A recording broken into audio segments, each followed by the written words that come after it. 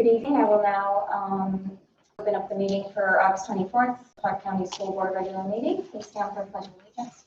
Pledge of allegiance to the flag of the United States of America, to the republic for which it stands, one nation, under God, indivisible, with liberty and justice for all.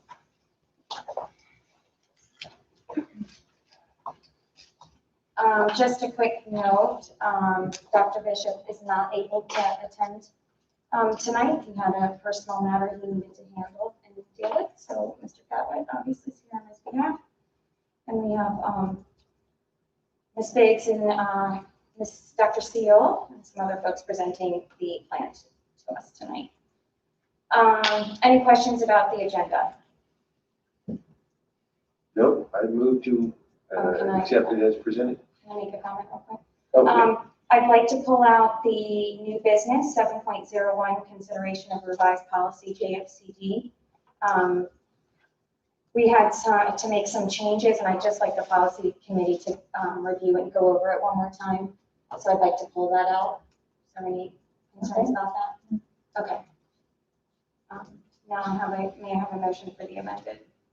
I would move we accept the agenda as presented. As amended, oh yes. Thank you. Any further discussion? All in favor? Aye. All opposed? Any questions about the consent agenda tonight? We have a motion? I move to approve the consent agenda as presented. And is there a second? Second. All in favor? Aye. All opposed? Superintendent's update, do you want to read through that? Sure.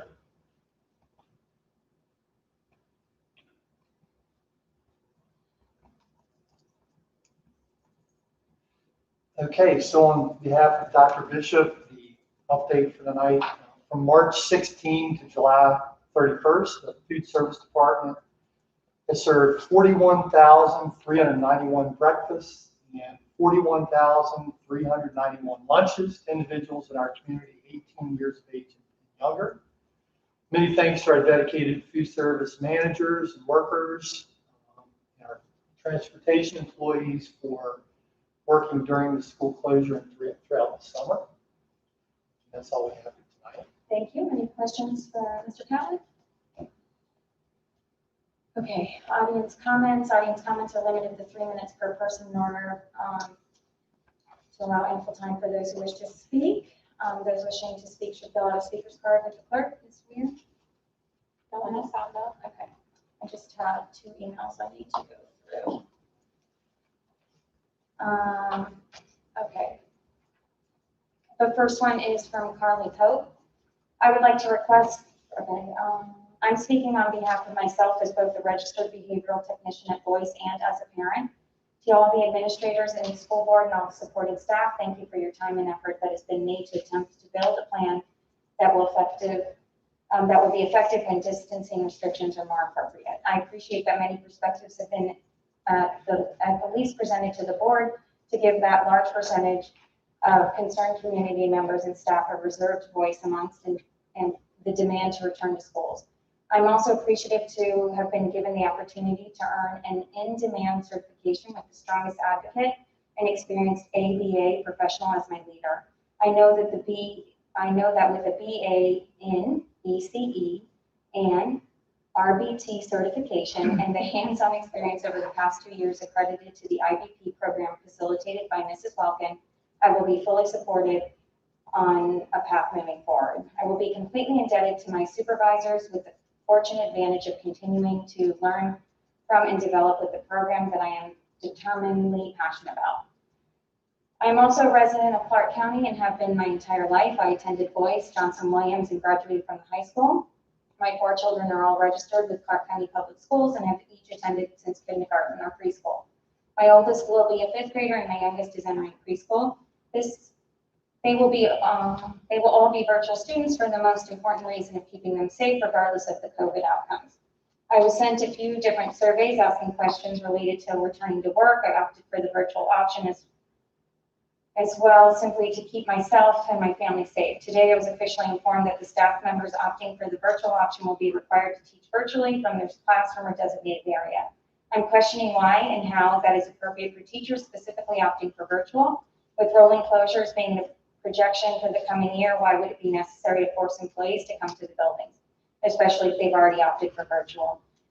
Intimidation and persuasion has become the voice of each email as the requirements develop into more concerning tasks that now involve on-site work with no explanation. I'm left feeling that I must choose between a job and my family's health.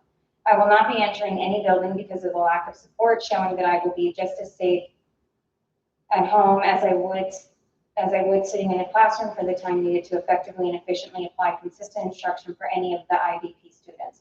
My supervisor has provided me with the synchronous work with students daily for most of my day, and I'm more than willing to do it. The RBT credentials will allow me to provide the students with an online experience that could not be offered with minimal staffing and overloaded schedule for IVP. I would also be completing critical data documents and graphing so that on-site employees can fully provide educational services for our students. I, just as most others, would prefer to provide consistency and support to our most vulnerable students, including those that have also chosen the virtual option. I will ask the board to please reconsider the opening plan again and view the data for schools that have reopened. The path moving forward could alter the future of the entire community, just as the rest of the world. One last one. Dr. Bishop, school administrator, and members of the school board. This is from Mackenzie Collins. Thank you for all you've done to make the Virtual Academy a robust program for all grade levels. 4 days of synchronous learning instead of only 2 will allow students to feel more engaged with their teachers and classmates. The internet cafes at Boyce and the high school will help so many in our community who have been concerned about reliable Wi-Fi. Especially want to thank the teachers, staff, and the building administrators who have worked tirelessly this summer and face a tremendous workload this school year. You have the unwavering support of my family and many families in our community. You are very appreciated. Okay. Okay, 6.01. Update on the return to school planning. Do you want to have any opening remarks first? Sure. And then we can Start. Can you grab the microphone?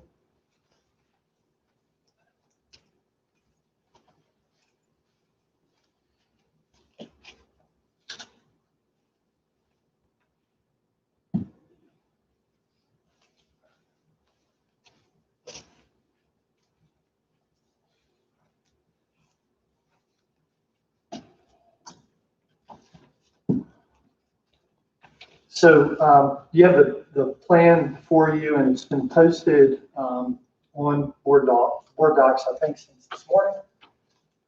So I won't read the plan to you, but we do have Ms. Biggs, who will give an overview of high school, or secondary, middle, and high school. We have Dr. Steele, who will come up and talk about elementary. But first, just some introductory information. As you know, sorry, reading glasses. We talk a lot about synchronous and asynchronous learning, and so just for the audience, synchronous learning is that learning that occurs in real time. And there have been a lot of questions about whether or not that synchronous learning, that real-time learning, is going to be recorded. We will address that tonight. We do have some answers for that. If you've read the plan, you'll see those examples that we've given. So, and when we say asynchronous, that just means it's not real time. Okay. Another important piece that we felt we needed to put in the plan was attendance, and whether it's hybrid, in person, which is easy to track, or virtual, we expect students to attend. That was somewhat challenging back in March and in the spring, but we did track that, and what we found was attendance was okay. You did see the numbers. But the engagement was not what we needed it to be. So we're not just looking for attendance, we're looking for student engagement. And Dr. Seal and Ms. Biggs will talk about that in some more detail as well. But we do expect students to attend, to engage, and we are required to track that. We also understand that there are going to be some access issues, for families who have those internet challenges. So we do have a plan to address that as well. Internet cafe was mentioned, I believe, by Ms. Collins in her remarks tonight. In addition to what's posted here, we have had conversations with the county, and there's some ideas about how county government could provide to this list and create some opportunities for families. We've had some local organizations, including churches, who've mentioned the same. So this is an evolving process, really, to address the connectivity or the access problems, issues that we do have in Clarke. So you can see we are having the cafe 2 days per week in the cafeteria at Boyce in Clarke County High School from 5 to 7. Boyce is open on Mondays and Wednesdays, and the high school Tuesdays and Thursdays. I think Mr. Hausman might talk a little bit more about technology resources tonight. And so he can speak to some of what that might look like at the Internet Cafe as well. You'll see, there are some families who may not have devices, and we have purchased additional Chromebooks, which can be loaned out to elementary age students. We've also purchased some hotspots. You've heard Khajiit quite a bit. You think, what is Khajiit? Khajiit is a hotspot that I believe some of our board members have tested, and with maybe some limited success. But we do have that, and those devices, the Chromebooks and the hotspots, are available to check out through the elementary principals, through their libraries, their library media specialists. They're prepared to sign those out for families who need them. So if a family needs a device or an access point, we can pretty much figure out if it'll work in your location of the county, and so they're prepared to take those phone calls. Technology resources. Did you want to have Mr. Hausman speak to that, or? I think so. Do you want to pause and we can talk about it now, or do you want to go through your comments? You're right. You ready? Yeah.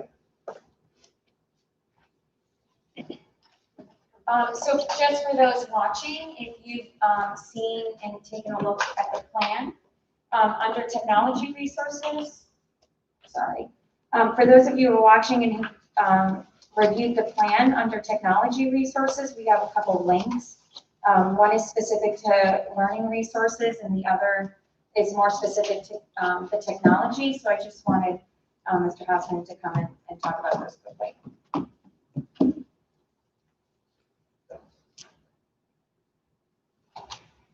So within the plan, the couple of things that I'll talk about are there's 2 websites that have been built out. One of them in the technology resource section is the Community Learning Hub. And that hub starts off with different things as far as Chromebooks. There's some tutorials, the CCPS guide is there. There's a slide deck on how Chromebooks work, how they're different from other devices. And there's also an important one on there about how they work offline and how to make those files available offline so you can work without connection and then have them sync up later. That's followed by a section on digital citizenship. There's another section on email, messaging, and social media. And again, all of these sections have the icons of what the different apps that we use and software we use linked to them. And there'll be some tutorial videos and help websites underneath. From that section, it goes to probably the biggest section on the page, and that's G Suite for Education. It starts with a couple tutorial links that kind of work across G Suite. One of those is very new. It's called the Google Junior Training Series. And this was crowdsourced from a group of Google Innovators and certified trainers. And it is about 70 different videos that walk students through pretty much everything they would need to do with inside of G Suite. And they're meant to be around a minute-long videos, so they're nice and short and to the point.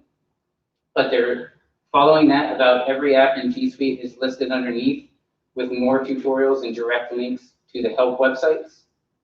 And then rounding out the bottom of the page is just a few of the other district level software pieces that we use, including Nearpod, Performance Matters, PowerSchool, and Screencastify. The other website that is listed in those documents, or in that document, is the page that is entitled Access to Technology and Wi-Fi. That page starts out in the top section really kind of reiterating some of the tech that you're going to find on the page that gives you tutorials, but it is meant to be more snapshots as far as this is what a Chromebook is. This is what we use Gmail for. Then towards the bottom of that page, you're going to transition into a section that basically talks about Chromebooks being our main devices. And at the very bottom of the page, you're going to find the Wi-Fi map that our other ITRT, John Novick, has created with different Wi-Fi locations within Clarke County, which we will keep growing as more people contact us and let us know that they have Wi-Fi available. It's pinpointed on the map so that you should be able to get directions, and you can click the different parts on the map to get where is that Wi-Fi available. If there's an address, if there's hours for access, they will be there as well. We're trying to focus a lot on places where you can get it kind of regardless of the hours. You can just park outside and pull Wi-Fi. There's a brief bit of information there about Wi-Fi hotspots, including the fact that the Kajiks that we get work off of the Verizon network. So you can use the Verizon network in their maps to get an idea of whether or not they're going to work in your area. And last but not least, there's a few places outside of Clarke County, including a few places in Frederick and some of the different libraries we know that offer Wi-Fi as well. And then there is a place where parents can email you, is that right? And reach out with questions? Correct. My email, of course, is on the website, and with particular on the Learning Hub, there is a Google form listed there. So if you scan down through that, or as the year starts, you see different pieces of technology that aren't listed there, that will send me an immediate notification as soon as that's submitted. And I can either put a new thing on this website, or I can help parents and students out individually with pinpointed tutorials and resources. Excellent. So on top of the Learning Resource Hub page, just underneath, it says if you find that we're missing a technology you'd like to learn more about, please submit this form. So that's the form you can fill out, and it'll go directly to him. Any questions about this? Additional questions about? I don't have any questions, but this is incredible. Thank you. Wow. Any other? I also just want to make note that Screencastify was brought up. So I know there are a lot of questions about recording classroom sessions, et cetera. And so we'll be talking about that later, but Screencastify is something we'll be using. So just make note of that, parents. Okay, anything else? Great, thank you so much. I had one question, and I think just for clarity, we talk about the plan. And I think there's several documents out right now that represent what is the plan. So we have this resolve, reimagine, and return, and then we have what was sent out today. And I think what we were just talking about is the plan is what was sent out today. We still have this other thing, and what is that? That's a different plan, or? I think this is this like a appendix to that, or is this? I think that this is meant to summarize that. Or supplement or something. More detail. Okay, just wanted some clarity because, we have several things floating around. If anybody's trying to follow it, it might not make perfect sense when we just refer to it as the plan. Okay. Right, and the intention of this, I think, is to, as you said, but also to summarize, because there's a lot of information in that original plan. So I think with this posted and available for parents, it's 6 to 8 pages, and you can see your schedule, your sample schedule, and I think it's meant to provide some clarity. And the Khajiits are available, how do folks, so the Khajiit is a Wi-Fi portable hotspot. How do folks access those or make a request for those, or? The same as through, if they need a Chromebook, then they could contact the school principal first to get in contact with the library media specialist. And that applies whether it's elementary, middle, or high. We had a parent who needed some assistance, was requesting a hotspot at the middle school. We got him in touch with Mr. Rob and his team, and so they're taking care of that. Okay. Yeah. Sorry, just to clear up. So this, the big plan, the resolve, so that is the plan. I think there's still tweaking to be done. We can refer to this as the instructional plan. Okay, Is very it? good. Yep. So students with disabilities will have IEP goals met in either or both the hybrid or the virtual model by classroom and special education teachers. For students participating in virtual instruction and who require special education support in the regular setting, special education teachers will collaborate and co-teach with the regular education teachers as they do. Students participating in the hybrid option will receive the in-class support from special education teachers and staff, and have access to special education support during the synchronous and asynchronous instruction. Self-contained special education services will be delivered directly by special education teachers through synchronous learning sessions. Related services, and related services are speech, PT, OT. Those services are provided through virtual platforms during times when students are not scheduled for academic instruction. All students with IEPs will also have a specific block of time scheduled to interact directly with their special education case managers to get support and work on IEP goals. Individual sessions will be scheduled at the building level based on teacher caseloads. And we now move into some detail about our elementary instructional model. And I'd like to invite Dr. Steele.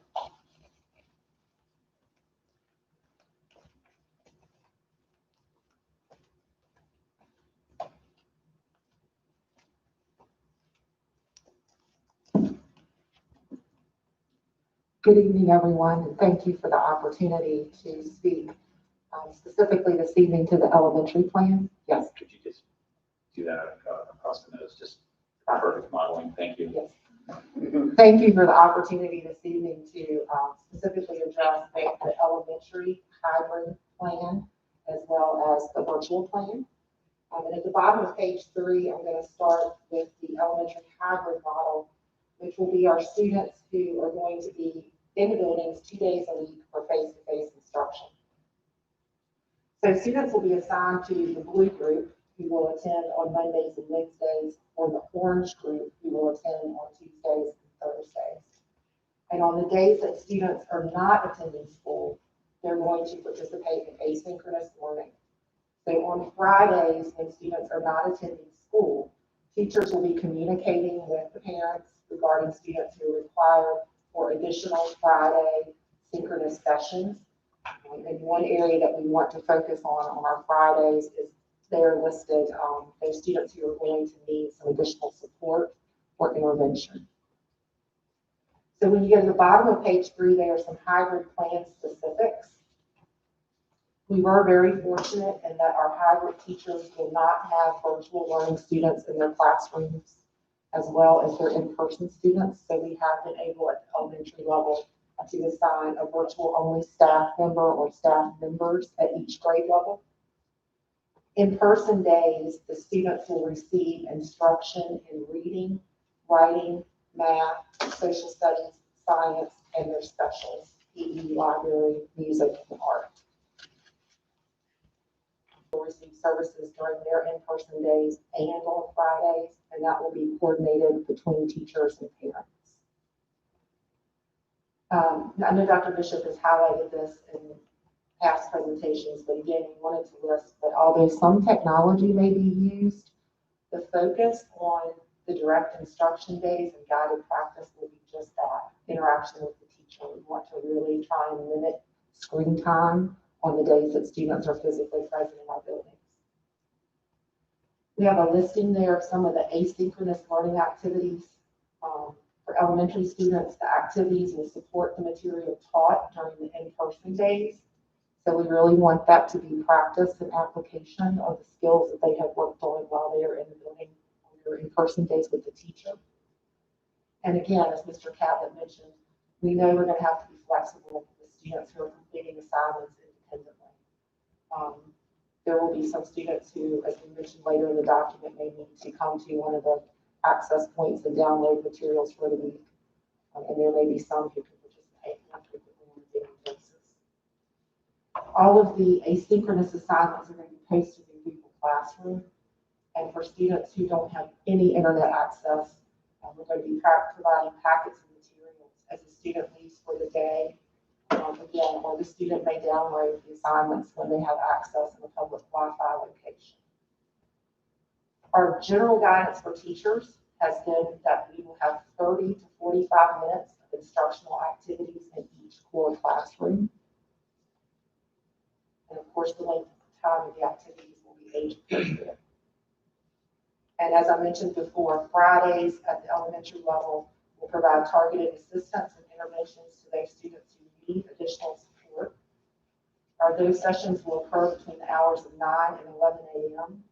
And the Google Meets will be arranged between the classroom teacher and the parent, the English language specialist, or the special education teacher. At the bottom of page 4, we continue to list there some specifics regarding the daily schedule for the hybrid model. So the expectation will be that students will have 90 minutes of math at the primary level, which is K through 2, and 105 minutes at the upper grade levels, which are grades 3 through 5.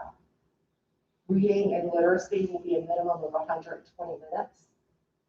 Science, social studies, Virginia history, a minimum of 60 minutes.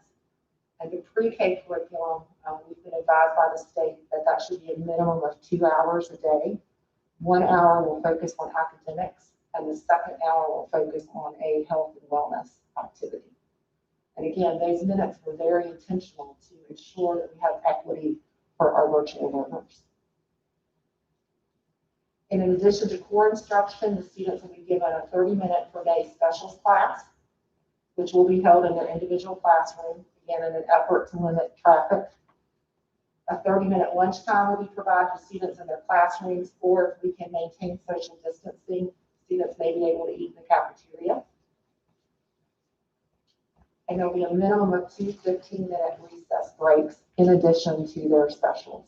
So if they have PE that day as a special, they will still also have 2 additional 15-minute recess opportunities. And if at any time the elementary school is closed, all in-person hybrid students will then transfer to virtual learning. Next, we talk about the virtual academy for our students that will be participating 100% virtually for the upcoming year. And they will be accessing the curriculum via synchronous, asynchronous, and recorded sessions.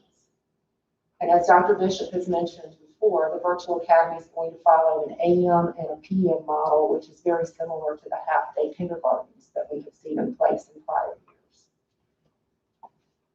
Again, I think it's important to note that teachers will be dedicated either to virtual or in person and not have responsibilities in both of those areas. And all students whose parents requested a virtual learning experience are going to be assigned to be an AM or a PM student. And we have detailed that schedule for you in this plan as well. Our expectation will be that assignments for the following week will be updated to Google Classroom by 3:30 on Friday afternoons. And we want people, if they have some extra time over the weekend, to get to an access point to be able to do so and to be ready for the week. AM students will have morning instruction with the afternoon set aside for independent practice, and PM students will have afternoon classes with the morning set aside for independent practice. And you'll see that on the page where the schedule is outlined for you. And again, as we're working with our teachers and trying to keep things instructionally appropriate and age appropriate, these are the guidelines at the bottom of page 5 that we've given them as a starting point. So we would expect, for example, in a 60-minute block of time, that there would be 10 to 20 minutes on direct instruction with Google Meets, 15 to 20 minutes of guided or independent practice, and 15 to 20 minutes of follow-up discussion, question and answers, or directions for independent practice. And on page 6, you will see the schedule. So if you're an AM student from 8:15 to 8:30, you would be participating in a class meeting. That's where we really hope to be able to focus on some of the vital social emotional learning components and highlight the different pieces of the past curriculum with our students. From 8:30 to 9:30, you would be participating in reading or language arts. From 9:35 to 9:50 would be a student break. 9:50 to 10:45 would be math. 10:45 to 11:15, science and social studies, which would rotate on a weekly basis, except for the 5th graders who will be starting with the geography. 11:15 to 11:45 would be lunch, and then 11:45 to 3:05 would be individual student work. And then if you are a PM student, you'll be doing your independent work from 8:15 to 11:45 in the morning, have your lunch break from 11:45 to 12:15, have your class meeting from 12:15 to 12:30. From 12:30 to 1:30 would be your reading, language arts, literacy block. You have a break from 1:30 to 1:45. 1:45 to 2:35 would be math. And you would end the day with a social studies science block from 2:35 to 3:05. That's a question. Sure. It says underneath the schedule, teachers in the AM model in building closure, teachers will teach in the morning and maintain office hours in the afternoon. So the same teachers are not teaching the AM and the PM groups with a lunch break in between. They're separate groups of teachers. At some grade levels, yes. And then there are some virtual teachers that do have an AM and a PM group. Okay. Where we have had a higher number of students who have wanted to participate virtually, we have designated 2 individuals to serve in the virtual capacity. Okay. And so those teachers might have a larger class size. Right. So was the thinking that they might have more to do to support them during their asynchronous time, their independent work time? Right. And we've tried to limit the virtual classes to no more than 20 students. And where we have had significant increase in numbers, and that's where we've moved to a second person to support virtual instruction at a grade level. Okay.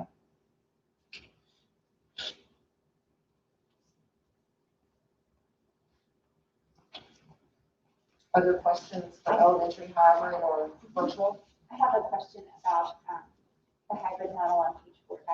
Sure. So I'm just seeing math, a minimum of 90 minutes and 105 minutes at the upper grade levels. Is this split over the course of those 2 days that students are in class, or is that for that school day? So that would be for that school day. Okay, yeah. So for that Monday that student is in school, right, they would receive 90 minutes of instruction for math, and then So again, we want to ensure that whether the student is virtual or in person, for example, they're getting 4 hours a week of the language arts instruction, either on their 2 days in person or 1 hour on each of their virtual days. And another question that just came to mind. So it will likely look different for all elementary school teachers, what your hybrid day looks like. Will there kind of be a plan, and it's going to have to be a loose fitting plan for the days that the students are not in school and are learning asynchronously? Does that make sense? Like, just, I mean, we be difficult to expect families to follow a strict plan for those days when their children are home. So will there be an outline essentially?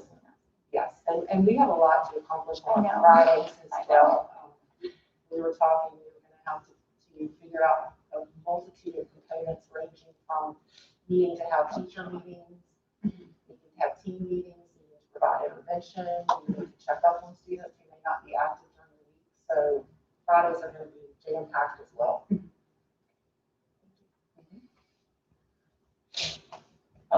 One concern that was raised and that I can feel for is that certain teachers say it's a teacher that has students in the building, needs to be there when the kids show up off the bus in the morning, and then needs to be there by the time the kids leave the bus. And then we're hearing about some teachers that just have an AM class or a PM class and nothing else. And I understand that we're doing the best we can and that, inequities may exist, but to the extent possible, I would like to encourage, a certain amount of shared burden among all of our teachers in order to make this thing work. So I just wanted to express that. And that is definitely in place at the elementary level. For example, our specialists are now virtual teachers. And we're having to figure out in a different method or different capacity how we're going to provide the reading and math interventions. Because oftentimes those folks might have an AM, a PM, or a virtual class on both halves of the day. And we still want them to be able to support teachers. Anything else you want to add about that, Rick? No, I think you answered that. I think the only teachers assigned to like an AM or a PM are those specialists. Who Right, but also then, have- then even the virtual, even if you had AM, PM, and you didn't have to be there for the kids showing up in the morning or leaving in the afternoon. I mean, just any of these, any inequities that might create some sort of incentive for teachers to be like, boy, I should just be doing virtual because, that's not, we don't want to kind of create that or, I think generally, the school climate is best when everybody feels like they're all being called upon the same. So, and again, it all falls into we're doing the best we can, but, as you come across these tasks that need to be done, and I would encourage you to look towards, spreading burden. If there's a teacher that looks like, that it may make sense to go there. That's all. But I think along those lines, I want teachers to feel comfortable coming to their administrator to say, I asked to be virtual for a reason, and I don't feel comfortable being around a large number of students because of an extenuating circumstance at home. So I'd rather not do bus duty with a large group of students, but I think that would be a case-by-case basis, right? Yes. And hopefully teachers and faculty members know that they could ask their administrator in those situations. Is there a scenario where we'd be pulling virtual teachers to staff in person anything? That didn't cross my mind as if it was even an option, like having our virtual teachers doing things like bus duty or. That's a good question. No one has said that to me. I'm just throwing it out there. But I'm wondering if that's. Case by case basis. Stick with that. Well, I think that might be an issue for teachers who are assigned to a virtual environment for a reason and then believe that they're going to be in that environment and then are pulled to face-to-face. I think that could be a problem. Sure, and we have had to recruit some teachers to teach virtually who did not express the concerns. But yes, we've also, where possible, we've made some reasonable adjustments to their work assignment because of their concern about being at the site as a virtual teacher. So I do believe our principals are making those accommodations.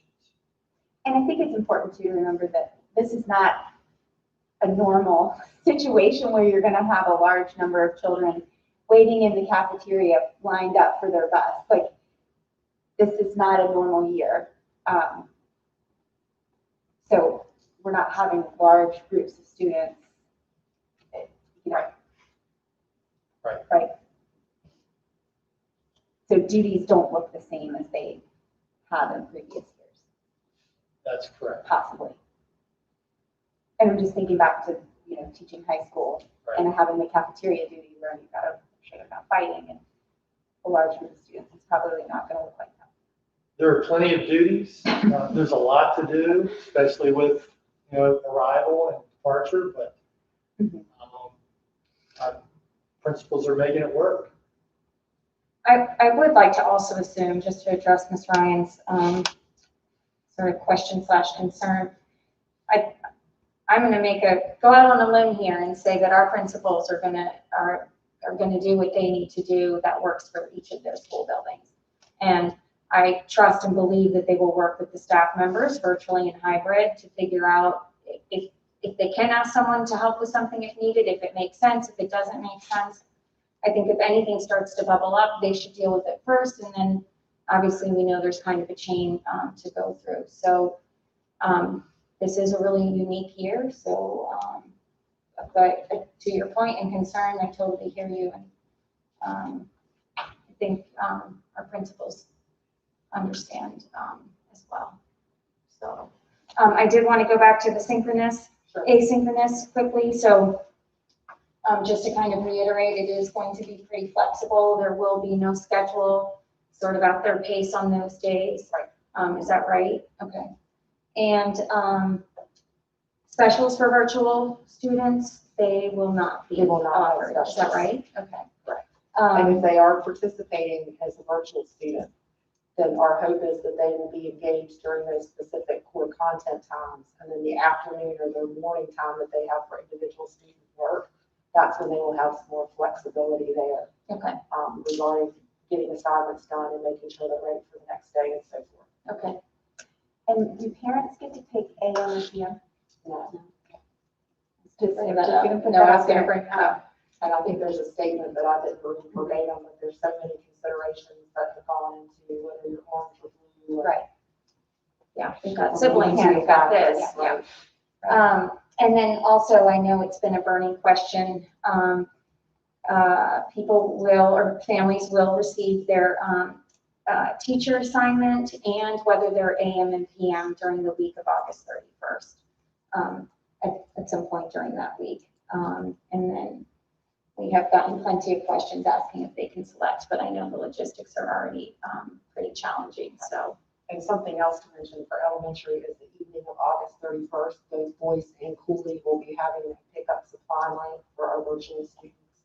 And I know both Ms. Kinsman and Ms. Egbert have sent that information out today on a variety of social media platforms. Oh, excellent. So that'll be the time when they can come get some of the manipulatives that they may need for class and practice skills at home. They can check out their Chromebooks, get Kajeets and so forth, and leave with one bag of materials. Oh, that's great. Okay. I'm so glad that they're getting some hands-on stuff. That's fantastic. Yes. Can I ask a follow-up question too? When you mentioned that it was mostly specialists that are assigned to either an AM or a PM and not both, are you talking about special education teachers, reading specialists? What do you mean? Or are you talking about PE, art, music? Reading specialists and EL specialists. Okay. We've actually needed them in a virtual capacity Okay. so that they do not have their day free. Got it. Necessarily to just. So provide yeah, they can't services. just Right. pick up extra duties necessarily because they're going to be providing services to students during the other half of that day. I think that So we That had one of clears our that up for me. specialists that was actually needed to be the pre-K virtual teacher. So that's one of those examples, John, where she said, I got this, I'll figure it out, I'm gonna make it work. And that's been the general attitude. And they really just embraced the planning with each other between buildings and just dividing and conquering to get it done. I think that makes sense. Thank you. And on the elementary level, have you guys talked about your plan for masks and, has there has there been discussion about the challenges that you all might face with our youngest students having to wear masks? And Absolutely.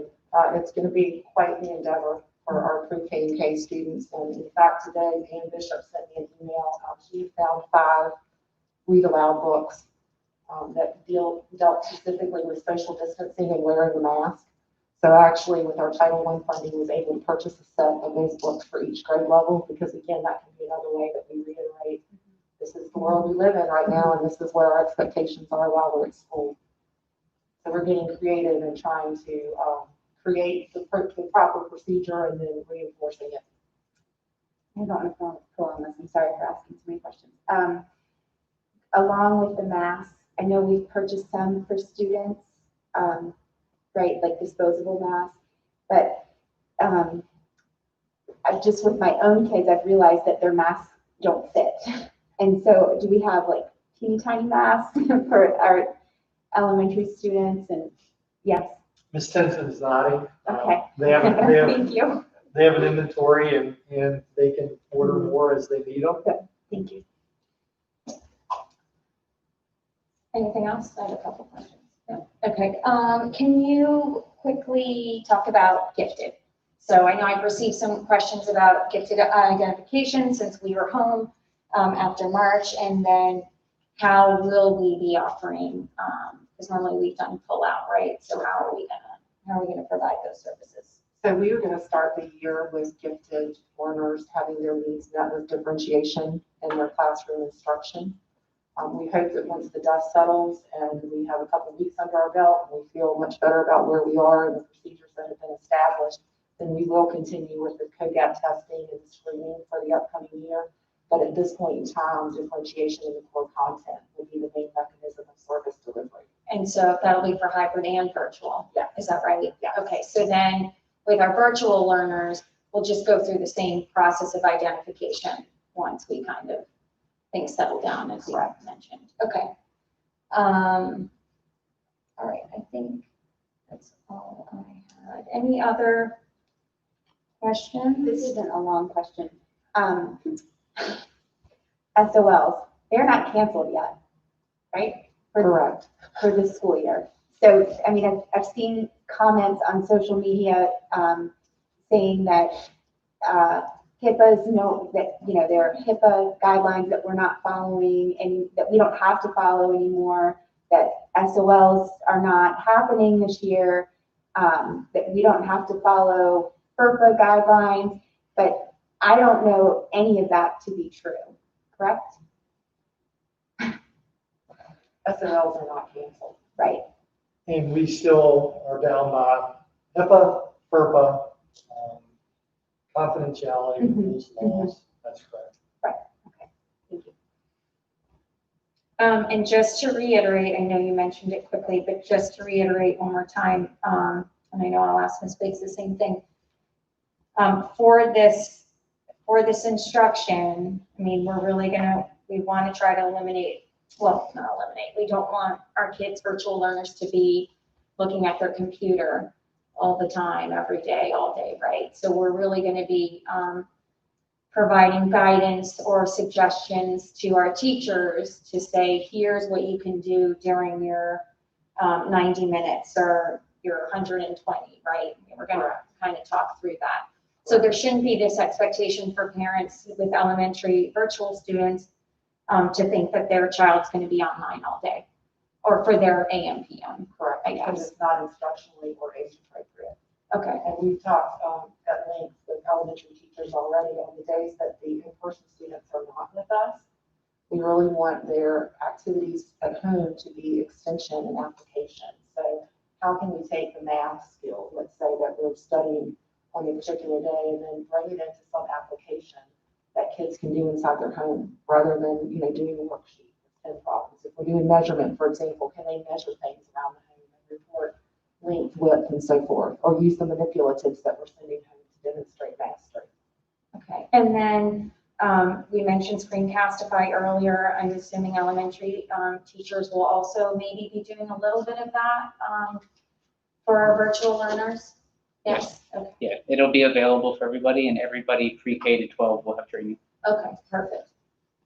Okay, So, this idea of the instruction before the independent practice, just wondering how that works with a 8-day orange day, blue day schedule. So if you're in there on Monday, then you get your instruction, and Tuesday you're on your own and you're doing your practice. If you're in there, I guess the Tuesday then goes to the Thursday. So it's, all right, I'm clear. Thank you. And our point is to try to eliminate frustration and angst at home and have kids comfortable with the skill that they've learned while they've been in person with us at school, and then giving them, like I mentioned to Monica, that application opportunity for additional practice. Because we know families are going to be so stressed with a variety of factors that when the children come home, we want them to feel like this is something they can do and be successful. I have two questions related more to health and safety for the elementary school. So if I can ask them now, Sure. I don't know if you're the right person, Dr. Seal or Mr. Catlett. I wanted to ask, with middle school and high school being fully virtual, does that change the walk zone for Cooley at all? Does that free up bus capacity for us to be able to bus those students to Cooley versus having them walk through town? I'm not aware that we've changed that plan. Okay, So I don't believe we have changed that plan. Ms. Tensman, you have kids in town, and we're still, I am not aware of any changes. right? okay. Is it something that's being considered, or is it just, it's already set and that's what we're As doing? far as I know, it's set. Okay. It's, I mean, I know that if we do send middle school and high school back right.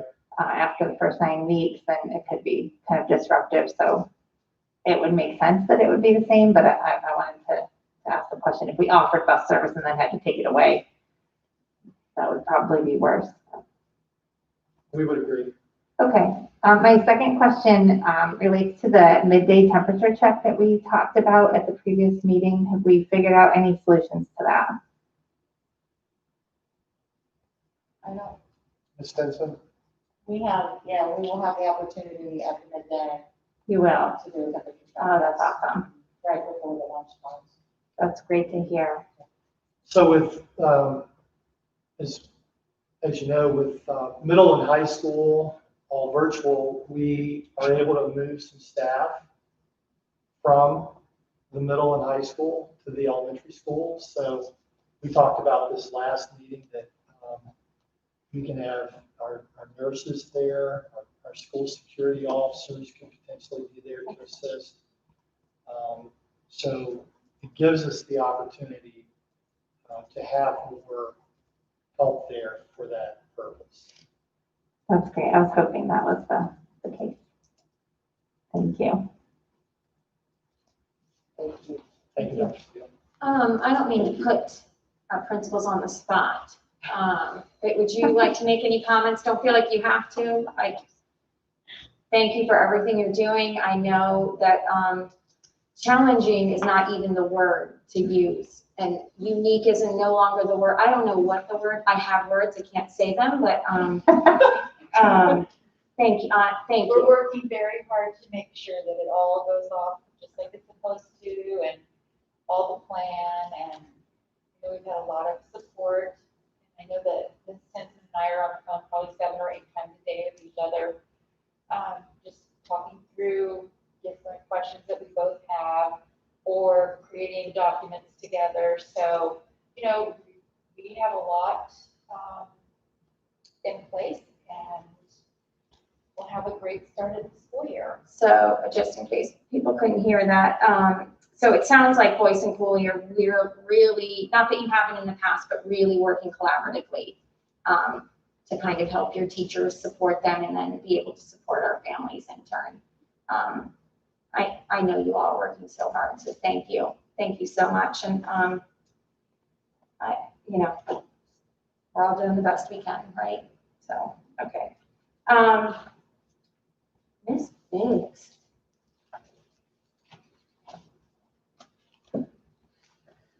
Good evening. It's a pleasure to be here with you this evening. As you can imagine, the secondary team has been busy over the past 7 days, shifting our focus from the hybrid model to 100% virtual model. So we wanted to present some additional details to you this evening, moving forward. The first thing in the updated supplementary plan here is the schedule. And just to note that the middle school and the high school will be following the same schedule, and it will include 4 days of synchronous learning and then an asynchronous learning day on Fridays, and there will be some asynchronous learning taking place in the afternoons as well. You can see the schedule before you on page 7. We have opted to go with 60-minute periods. And you will see that what we did is we took our 8-period day and separated it out. And so we do periods 1 through 4 on typically Mondays and Wednesdays. So I'll talk a little bit about that here in a few minutes. And then periods 5 through 8 will be on Tuesdays and Thursdays. In the morning, we hope to have some social emotional classes that students can attend. We want to make sure that we're watching out for the welfare of our students in the virtual environment. And then we've also provided at least 15 minutes of break between each period so that students have an opportunity to get up, to stretch, run around the house, run around outside a little bit, and stretch their legs. And then there's a lunch block in the middle of the day. And then the day finishes with an hour of asynchronous learning as well. And this time period also provides an opportunity for our teachers to do targeted intervention and small group work with our teachers. And we have a system set up where through our calendar, there are appointments that can be scheduled out in that 60 minutes, and students can specifically sign up for a block of time with their teachers. So students can request that, or the teacher can request it. It can go either way. So I also wanted to kind of talk a little bit about typically Mondays and Wednesdays and typically Tuesdays, Thursdays. We decided that with school starting on a Tuesday, it didn't really make sense to start with periods 5 through 8. And so on Tuesday, September 8th, students will be reporting for their first period class.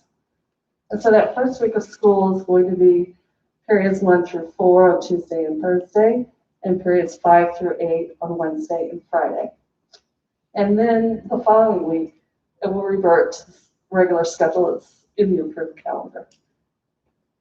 On other weeks where they are short, like that, if we miss a Monday, we're going to do the same kind of a shift for our students so that they get the 4 instructional days on those shorter weeks. So I just kind of wanted to talk a little bit about that. And so those Fridays become synchronous days on those calendar weeks. As Dr. Steele mentioned, all teachers are required to post information in the Google Classroom by 3:30 on Friday of each week. And this will include information and activities and videos that will be utilized the following week during instruction. All students will receive an invitation from their teacher for their respective Google Classroom for each of those periods. Synchronous instruction will take place during the scheduled times noted above. They will occur virtually using Google Meet. And then for students without internet, teachers will be recording lessons using Screencastify or other platforms, and those will be uploaded in the Google Classroom so that all our non-internet students have access to the same content. Okay, can I just pause so I Absolutely. can reiterate? Yeah. So you won't be recording the class per se, right? The instruction given in the classroom and then putting it anywhere. The teachers are going to put it on the Screencastify, record themselves on Screencastify or by whatever means, and then they'll be able to post it, or it'll be part of their Google Classroom to then go back to and refer to. Is that right? Correct. Okay. Correct. Will that be available? Will that be available to any student in that classroom? So Yes. let's say they had a momentary internet problem, they could still go get that. Yes. Okay, thanks. What we like about that is it provides the direct instruction component, but then it also provides the, I don't remember what that was, part of it as well, so they can go back and retrieve that. We are standardizing how we organize our Google Classroom so that it is consistent in how students retrieve the information from their Google Classroom. Are So- we, sorry, No, go ahead. are we gonna provide sort of parents, I know, I've been Ms. Ryan that brought it up a while back about how it is a little, for us parents that don't go on it regularly, it can be a little confusing. So do you think you all will be sending something out to help parents better Yes. understand how the classroom, the Google Classroom will be set Yes. up? Okay. I know Pat has put together some Yeah. tutorials and things like that for parents to access to hopefully Okay. alleviate some of those kinds of things. And so it will kind of talk about, okay, Yes. perfect, thank Yes. you. So students are asked to participate in small group instruction Monday through Thursday from 2:30 to 3:30. And that can be with their teacher, or it also might be some collaboration with their peers at the direction of their teacher. And that will be conducted through Google Meet. As previously stated, all of our grading will follow our established CCPS policy. On inclement weather days, we keep going. There's no change. So those are instructional days for us at the secondary level. And then also a note about our advanced courses, our IB, AP, dual enrollment classes may require some additional time outside of what we have scheduled within this schedule in order to meet the requirements set forth by those external organizations. And so we just want to make sure that people are aware of those. And so by that, the additional time, it could be the hour at the end of the day, or it could. It can be on a Friday. Okay. Yeah, So it'll just be Right. class with them. Okay. right. And it'll be scheduled, and all that communication will go through Google Classroom from the teacher to the students so that they're well aware. Okay. We've already, somebody asked a question about SOLs. Right now, we are operating like we will be taking SOLs in the spring. Mr. Catlett mentioned attendance. And so one of the things that we've really looked at is what does that mean to us in a virtual world? And for us, it does mean student engagement. And so we want students to participate in at least 2 of the 3 items that are listed. And that is they engage in synchronous instruction and or asynchronous instruction, the completion of work assignments, and or corresponding or engaging with their teacher either via email or by telephone.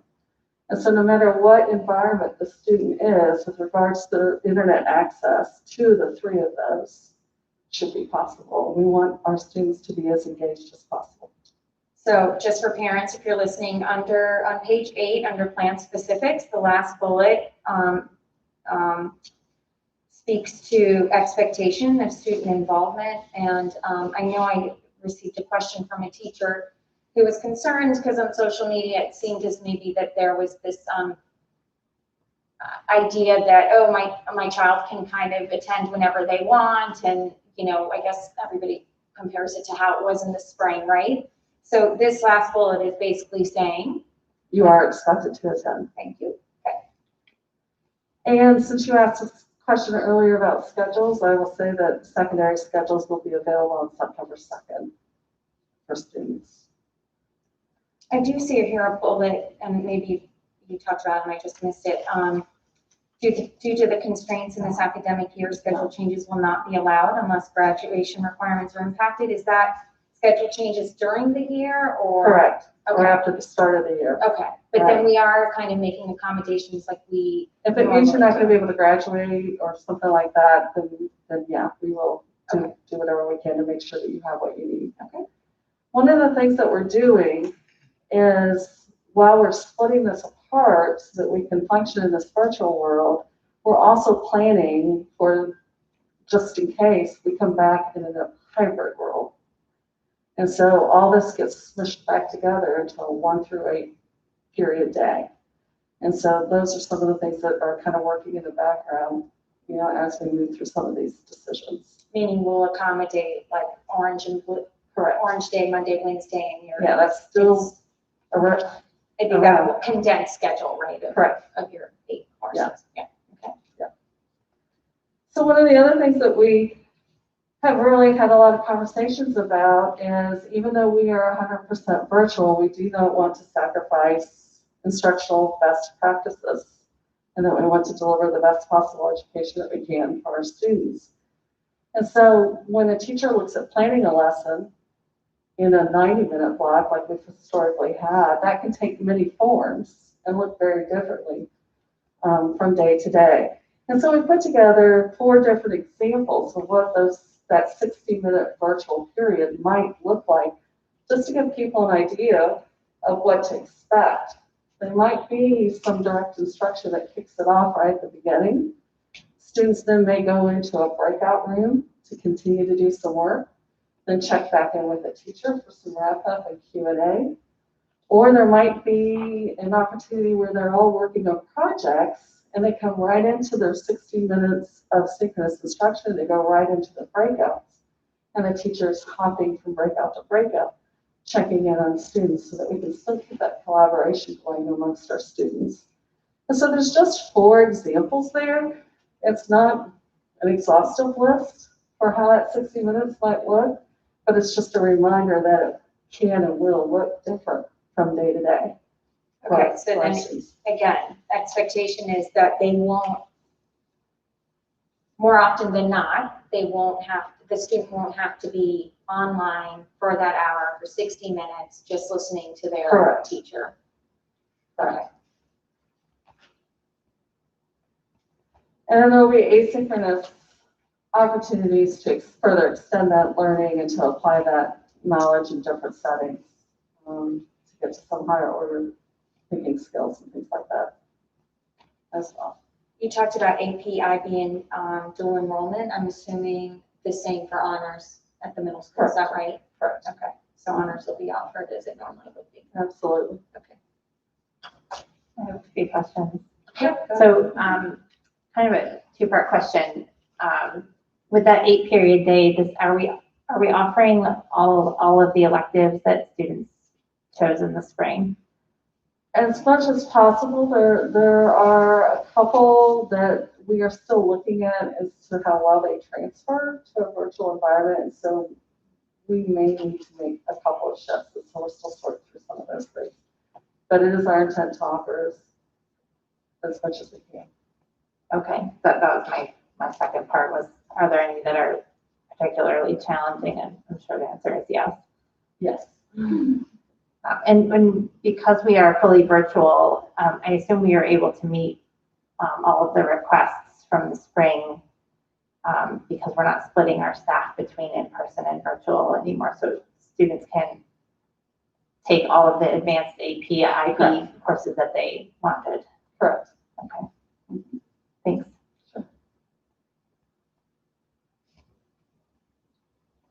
Other questions?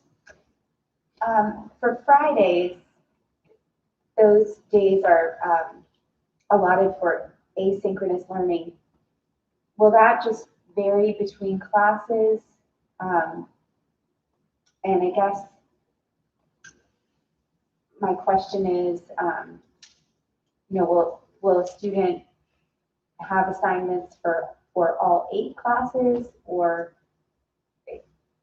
That's probably going to ebb and flow, Okay. just like it would during a normal school year. Mm-hmm. There may be times when you don't have an assignment out of a particular class, but then there'll be other times where you might have an assignment several days in a row. Mhm. And then also Friday mornings, we also want to be able to have some time to do some targeted small group work and interventions and things like that with our students as well. And so we're reserving 8 to 11 as that time frame for those students. And I have had a question asking about how we're going to reach the number of required hours for students when the schedule essentially, I'm not saying that I agree, looks like the students are only in school for 4 hours a day, but they're not, because there's the additional hour from 2:30 to 3:30, right, for asynchronous assignments. And then Fridays, those are asynchronous correct days. So do you have any Is the response to question that? about hours to earn a high school credit, or the number of hours required in a school year? The number of hours required in a school year. Well, the Fridays are considered instructional time. Mm-hmm. And so when we do that calculation, I'm sure we'll seek guidance Mm-hmm. on that, but because we've not done this before, but we submit that as part of the state report every year. And so there's a calculation to use to determine the number of hours. So it's going to look more complicated than it has in the past. But yes, we anticipate meeting the 990. Well, and also considering the fact that, if we have snow days, but there won't be snow days, potentially, like unless power gets knocked out or something. I mean, In a given year, we could miss 13, 15 school days and still meet 990 hours because of the length of our school day. uh-huh. And to be fair too, to this plan, there have been numerous complaints. I don't want my child in front of a screen for 8 to 10 hours a day. So, I support this. It's, Yeah, I mean, everything is what it is. Yeah. Can you, and Dr. Steele, I didn't ask you, but can we talk a little bit about the social emotional learning aspect and what that looks like at the elementary and at the middle and high? Sure. So we do have some curriculum that we have purchased for the middle school. They do want to have scheduled times where they're checking in with students and working through some of those activities and things like that with those students. And our high school counselors work very closely with all of our students in working to ensure that they are healthy in all aspects of their life as well. We have various resources that we access to do that as well. Dr. Cindy, you want to talk about that? So at the elementary level, we will continue to refine and implement the past curriculum that we have had in place for several years. And I know those principals are also already working with counselors and teachers to build that in as a component of the class meeting and really help the students feel, whether they're virtually or in person, that they belong to a community of learners. So that's going to be an important part of having that class meeting on a daily basis. And, sorry, go ahead. No. Who's going to be, I guess at elementary, it'll be their homeroom teacher, is that right? And then for middle and high, is it their first period teacher, or will it be the guidance counselor? It's primarily the guidance counselors. So And our- then we will be pushing some information out through to all of our teachers so that they are all aware of those things. So then, so period 1 starts at 9:15, right? But then it looks like planning, advisory, SEL lessons from 8 to 9. So there's an expectation that students come on at 8. So we are looking at right now 8:30 to 9 Okay. For that time period, and that will be targeted groups of students as well, different days and things like that. And they'll have plenty of notice ahead of time as to whether they should be online. okay, At that time. let's get that notice.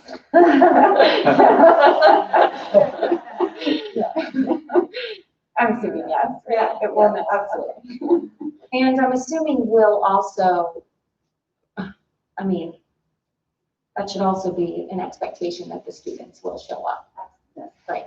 And that's, obviously their coursework is really important, but this SEL is going to be more important than ever, right? So I want to make sure that parents and students know that this is definitely something we want our students engaged. Yeah, I think it's something that we've all talked a lot about and want to make sure that is a key component moving forward, that everyone feels safe and in a good place as they begin their learning for this year.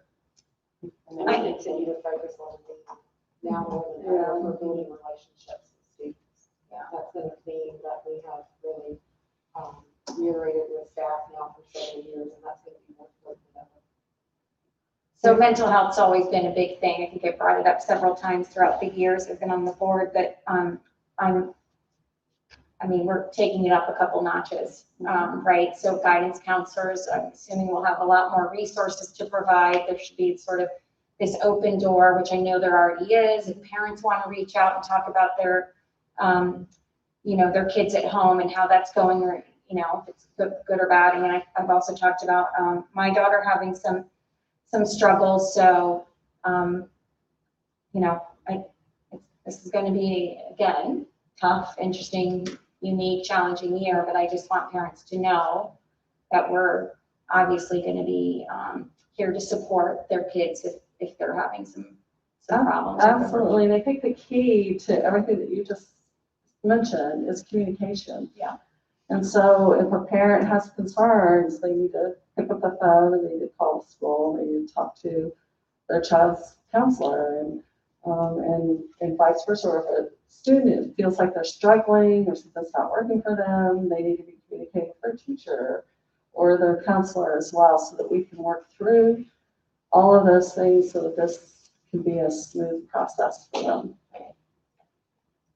We also mentioned to you a couple board meetings ago that family preservation services are going to be at our schools this year for TDT services. And so they would do that through telehealth. They requested space in our middle and high school to use as a hub for providing that.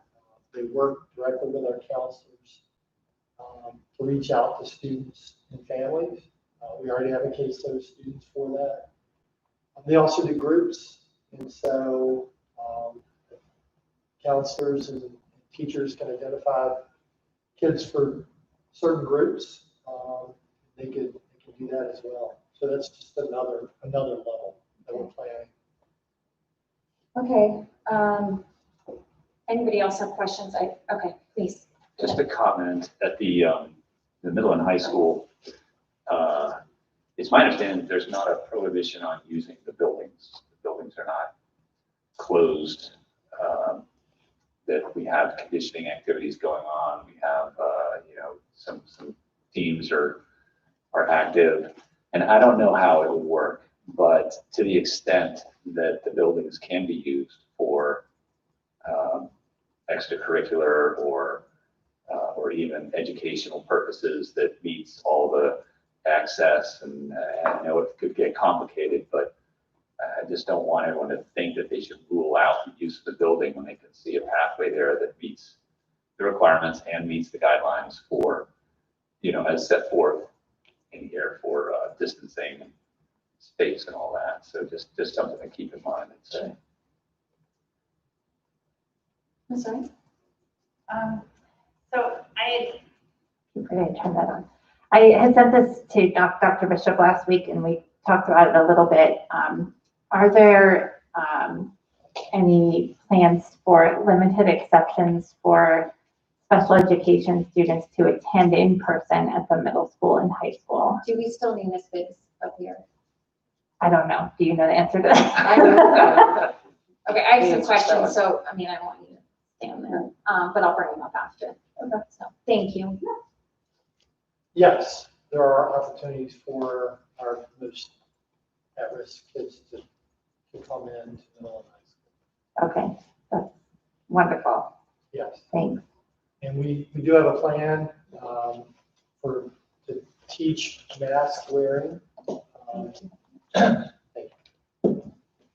we do have a plan for students who may not be wearing a mask or or doing it well anyway. We have a plan that we're putting together to teach that skill.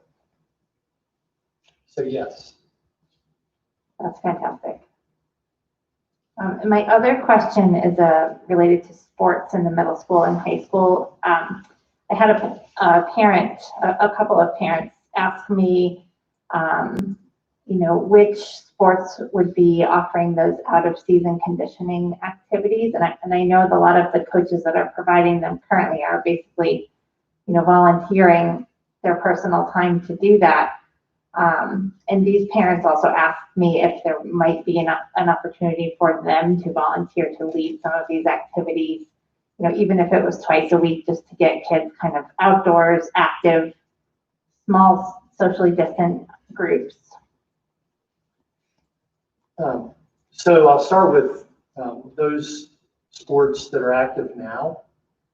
We have football, girls and boys basketball, cheerleading, and volleyball. For Mr. Childs, anticipating your question tonight, I did text him. So what we plan to do in the fall as of today, we have football, girls and boys basketball will continue, cheerleading, volleyball, cross country, and baseball. That's as of today. And there are, I guess, a couple more sports, but that's just as of today. We do have plans to start a few more sports. Is that cross country and is that at the high school and the middle school, or can you? I guess. What I've shared with you is just the high school. I don't. Okay. We haven't started that conversation about the middle school, so I can't speak to that. But the high school, they are providing now, and they're getting ready to ramp it up more. Your question about volunteers, we do have some volunteer coaches, and any volunteer that's going to work with kids in that capacity has to be vetted. So we're not opposed to volunteers, but we do limit the number of volunteers who work within each sport. That is limited.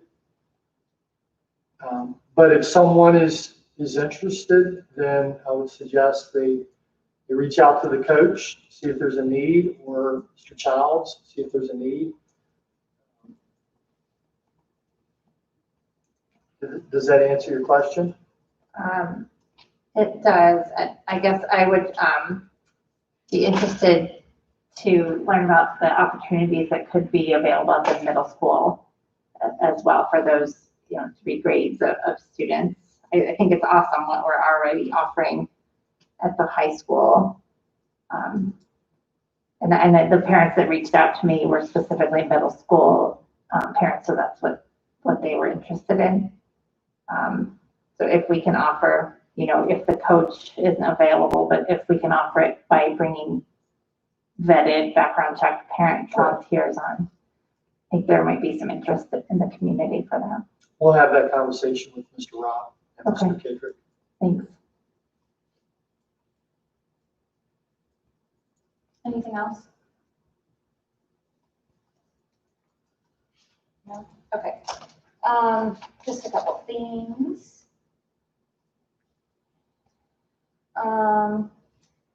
So I know we have a fair amount of students who are going to be homeschooled this year, and families are opting to send their kids to private school. We will not, as we always have in the past, we will not be offering participation in extracurricular activities such as band or sports. Correct? For virtual and for homeschool and public school students. I'm sorry, private school students. That's correct. Okay. You have to be enrolled at least part-time, looking at the swearing, but you have to be enrolled. Yeah, okay. And then I know 6 through 12, we have Chromebooks for all the kids. A parent asked, is it okay that they use their personal laptops if it's just easier to use that as opposed to their Chromebooks? I'm assuming that's a no. No, our preference is Our preference is that students use their Chromebooks for school. Got it. Oh, okay. I'm assuming that's because of,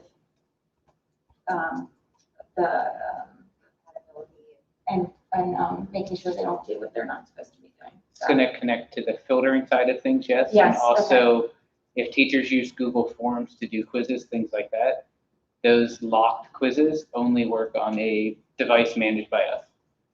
Okay, so there's filter component to the Chromebooks, and if teachers are, have quizzes online through Google Classroom, that they need to be done on this locked. Through What'd you Google say? Forms, yes. Yeah, okay. All right, perfect. And I do know, we got a couple questions from parents. I do know that parents, I know, are nervous. Everybody's nervous. I know emails will start going out to parents regarding, if they haven't already, which I know that they have, just regarding sort of, what's the word? Slowly getting everybody used to the idea. So I think information is going to start coming through the buildings as well as Dr. Bishop and his staff. So that'll slowly be rolling out. Trying to think. Internet cafe. I know we've talked about the hours and days. I think there'll be time slots, so more information will be coming out regarding internet cafes. Is that correct? Sorry, I'm just trying to, so many people have been asking questions. I think, oh, there was a question, Dr. Seal.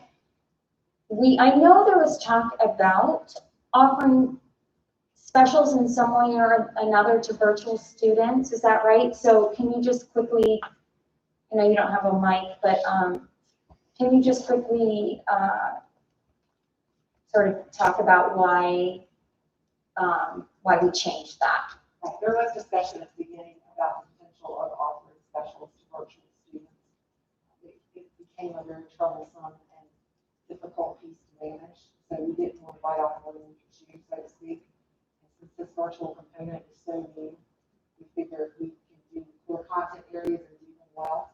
That's the proper starting point. Okay, so I don't know if everybody could hear Dr. Seal, but basically we want to focus on our core competencies and do that well, and maybe down the road we can talk about specials for virtual students, but the logistics of it was, again, just very challenging. Yes, is that right? Okay.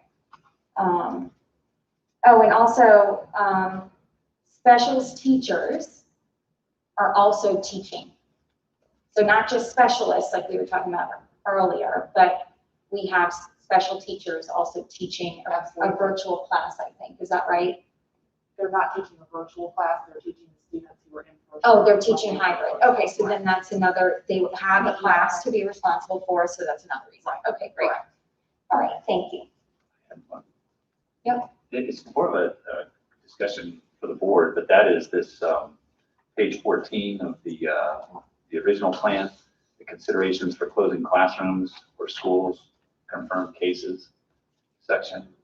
So that was presented in there, but it was also sent over to BDH for their review, and they came back and they said that that's not what they were recommending. That they were recommending that the school closures be made on a case-by-case basis with guidance from the health department to assess overall risk of a given situation and how to determine how to move forward in a safe manner. I think there's two reasons why I would like to change this section. Can you just repeat which section? So Page 14 of the Resolve, Reimagine, Return Plan. oh, I must have the old one. Okay, and then what section is it under? This is page 14. Considerations for closing classrooms or schools. Thank you. August 10th version. Got it. Okay, so August 10th version of our revised reopen plan. And its considerations for closing classrooms. Okay, go ahead, sorry. All right, so the, this lays out scenarios for determining when classrooms or schools will be closed. It was vetted by BDH. BDH recommended that we not adopt this, that we proceed with a case-by-case basis in collaboration with the health department, determine the unique circumstances. And then, so that's not to say that something in here couldn't work out to the way it is, but it is to say that it also may not be the best course of action. So what they're suggesting is that we work with them, that they understand the circumstances and provide guidance on how to move forward in a safe manner. So again, there's two reasons why I think that we should follow the PDH's recommendation. One is because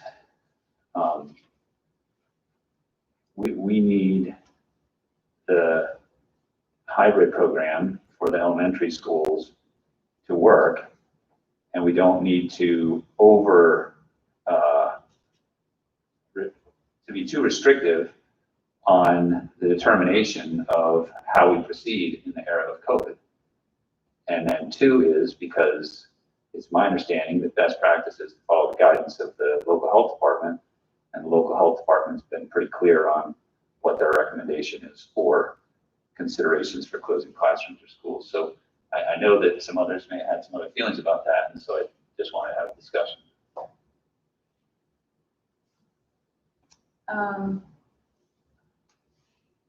I know this was passed around and we talked about it. Just trying to find Dr. Green's response. I have it. Okay, so Ms. Ryan, do you want to speak to it? So Dr. Green said to us in response to that section from the plan on page 14, do you want me to just read it?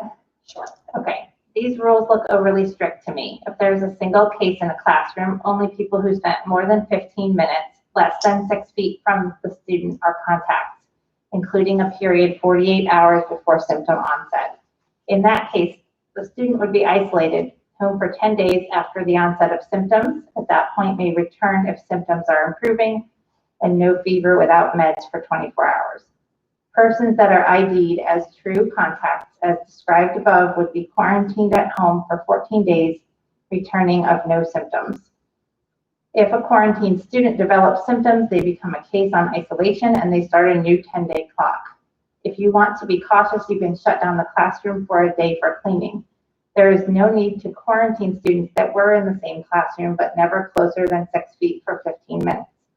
I recommend having the students who can tolerate them wear masks in class. As soon as you identify a case, contact us and we can assist with the case investigation as described above. Especially if you think you have 2 cases, contact us. It may not be necessary to close the school. Okay, so does anyone want to speak to why they felt like what we have currently should stay? Go ahead, Ms. Ryan. I will. I wouldn't, I don't want to say I wouldn't be comfortable because my comfort is not really the factor. I think that it's unrealistic to imagine that students in the same classroom for an entire day would not be closer than 6 feet for 15 minutes. I don't think that's probably a realistic expectation in practice. And there's also the consideration of indoor space for a prolonged duration of time. So it's like when you think about exposure, it's dose and duration and distance. And that full day long duration, I wouldn't be comfortable allowing those students who were in a classroom with a COVID positive student to come back to school the very next day. I don't think it's reasonable to be able to track their movement patterns throughout the entire day within the classroom. I don't think the teacher will remember, the students won't remember reliably. I don't think it's a realistic expectation. It might be different with adults in a workplace, but classrooms don't work that way. And honestly, I'm a little bit disappointed that he only recommends having students who can tolerate a mask wear in class. We're not adopting that as our policy either. those are my initial thoughts. I would also say that, the health department is obviously dealing with new stuff too. They were already stretched mighty thin. We do not have our own, we share with Shenandoah and Page. And so if we reported something, how long would it take somebody to be here to make the determinations of who was in contact with whom? And besides what you said, trying to identify that in a classroom, in an elementary classroom, I'm just saying, I think we're expecting an awful lot of the health department to be able to, they're not going to be there the same day. They're going to be, it may be a 2-day lag. What do we do in the interim? That's the part that I'm concerned about. And right now they have an interim epidemiologist at Lord Fairfax. The previous one has moved on to a new position. They have temporary epidemiologists right there, and they're still, as of yesterday on their website, statewide trying to hire 1,200 contact tracers. We're also slated to get funds. I spoke to BBH last week.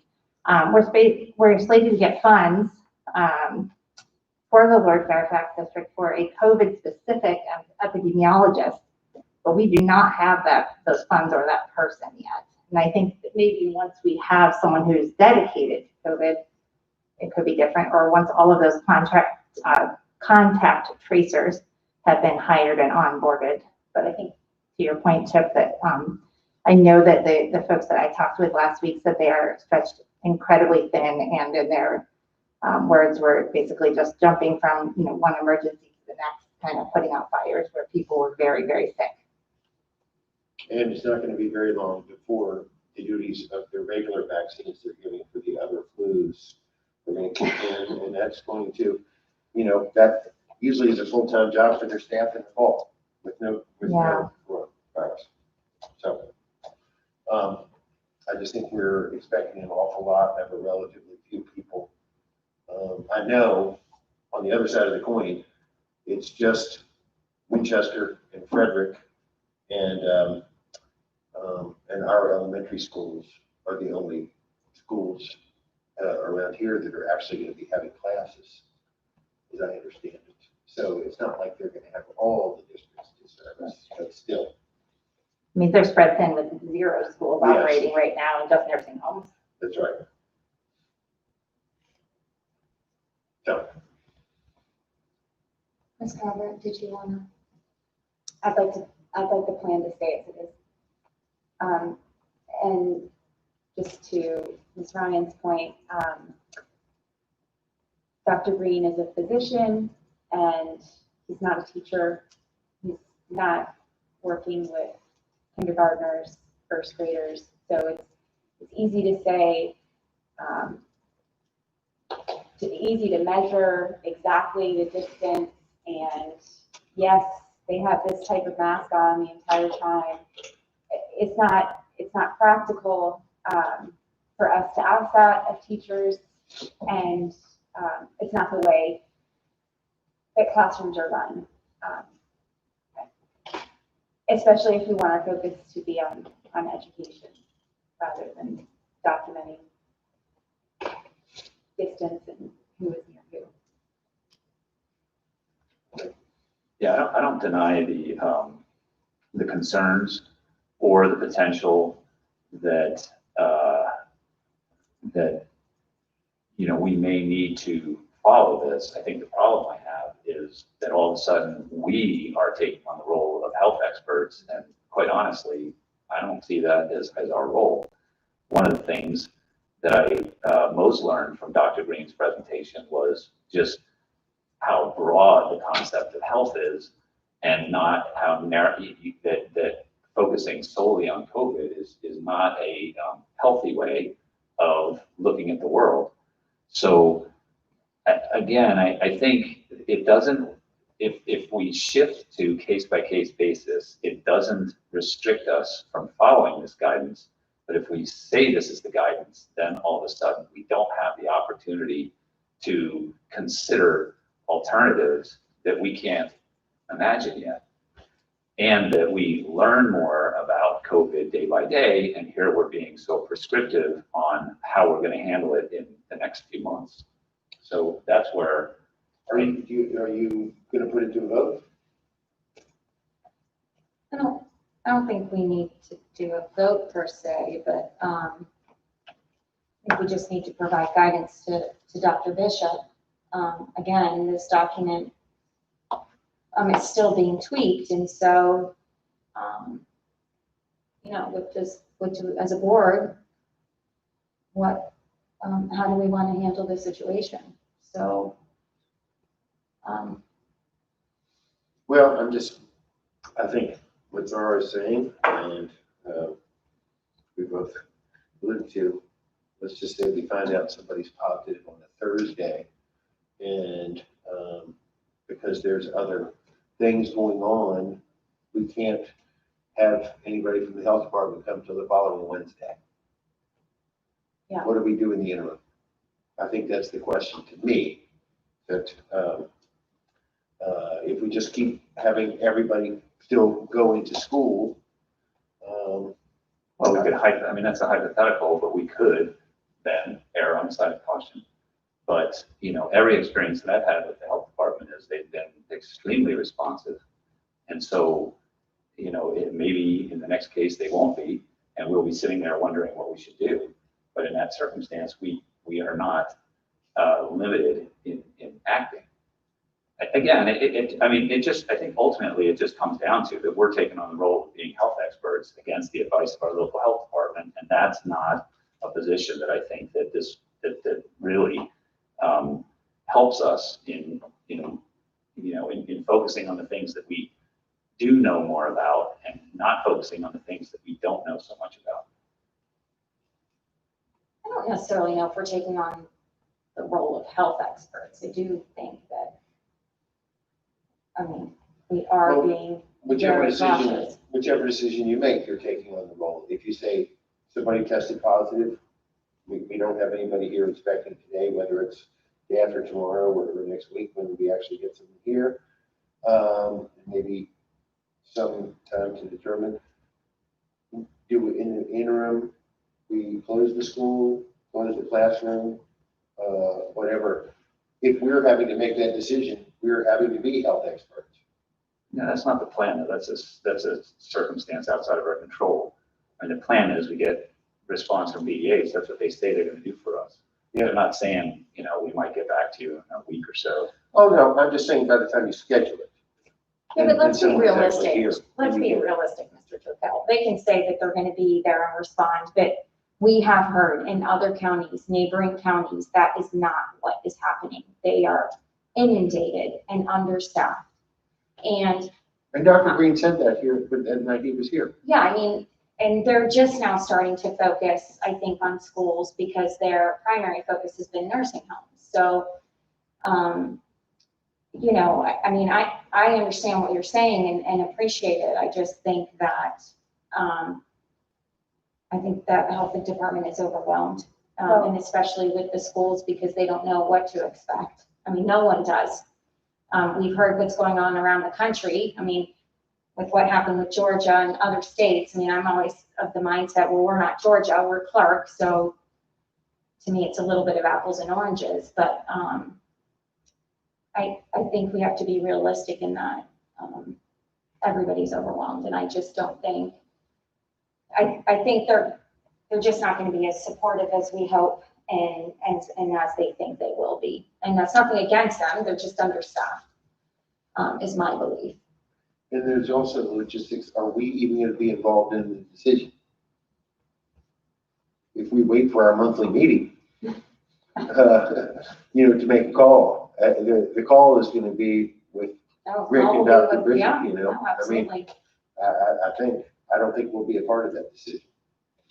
And I go back to his line in his email that says, if there's a single case in a classroom, only people who spent 15 minutes less than 6 feet from that student are contacts, including a period 48 hours before symptom onset. So Dr. Bishop also expressed concern that, so the teacher is going to be expected to be the main detective of this. but what about children on the bus, in the bathroom? You know, other times where they're not with their teacher. And again, you're asking the teachers to do a lot already. I'm in favor of. Mr. Turkel? I think I'm done talking. Sorry. Okay, anything else? I just want to make one comment and also ask, but any other questions about the instructional plan? Ms. Ryan, I thought there was something you wanted to discuss last week, and we said that we would discuss it tonight. We discussed it. Okay, Yeah, both things. okay. Thank you. I do want to, just quickly make note and maybe, again, put, Ms. Biggs or Ms. Swearing on the spot, but, we knew last year that senior graduation, missing prom, missing all these, senior night for athletes,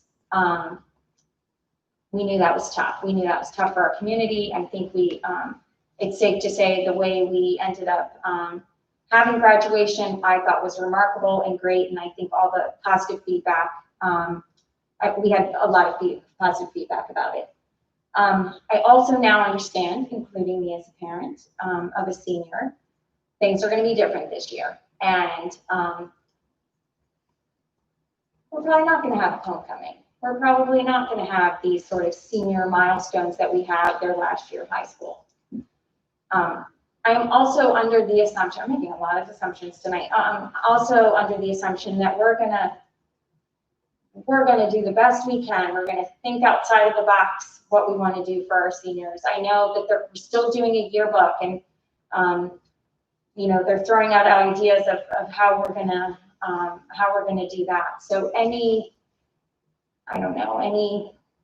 insight, anything we can kind of share with our parents, just that I felt like someone was like, are you even thinking about this? Well, of course we're thinking about it. I mean, obviously we're thinking about it. So again, I don't want to put you on the spot, but if you. Thank you. But I am. We were talking about this So, just today. Communication that has gone out, our senior portraits are a big deal, and that has taken actually a lot of time to determine how is that going to be scheduled, how is the dress going to be, and we have several different options.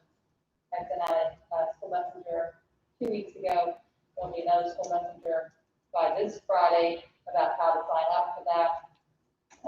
So that's the beginning of the kickoff. You know, once we get instruction underway, then we'll talk about how to honor seniors.